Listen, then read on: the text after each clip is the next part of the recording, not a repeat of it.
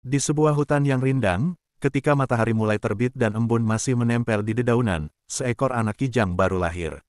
Bulunya coklat lembut dengan bintik-bintik putih seperti titik cahaya matahari. Ia tampak sangat lugu, tapi matanya penuh rasa ingin tahu. Ibunya menamainya Lira. Lira, hutan ini indah, tapi kau harus belajar banyak agar bisa hidup dengan aman.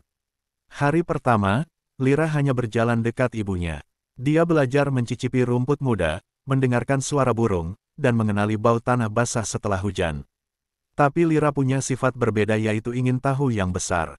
Suatu pagi, ia bertemu kelinci yang sedang mengunyah wortel liar. "Wah, kamu cepat juga larinya," kata kelinci.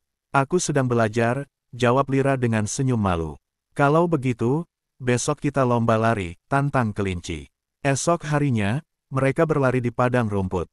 Kelinci melompat cepat, sementara Lira berlari dengan langkah panjang. Ternyata mereka sama-sama cepat, sehingga tidak ada yang menang. Sejak saat itu, kelinci dan Lira menjadi sahabat baik. Hari berganti minggu. Lira makin berani berjalan lebih jauh dari ibunya. Di tepi sungai, dia bertemu Rani, burung raja udang yang berwarna biru terang. "Kenapa kau selalu menunduk mencari rumput?" tanya Rani. "Karena itu makananku," jawab Lira polos. "Kalau aku mencari ikan di air. Dunia ini luas, Lira. Jangan hanya melihat tanah, lihatlah langit dan air," ujar Rani sambil menyelam cepat ke sungai, menangkap ikan kecil dengan paruhnya. Lira kagum. Ia baru sadar setiap makhluk punya cara hidupnya masing-masing. Namun, tidak semua pengalaman menyenangkan. Suatu sore, hutan mendadak sunyi. Angin berhenti, burung-burung tidak berkicau. Dari balik semak muncul Bayu, serigala muda yang sedang lapar. Anak kijang sendirian. Mudah sekali untukku," gumam Bayu sambil mendekat. Lira gemetar, tapi dia ingat pesan ibunya, kalau ada bahaya, jangan selalu lari. Kadang diam dan bersembunyi lebih menyelamatkan.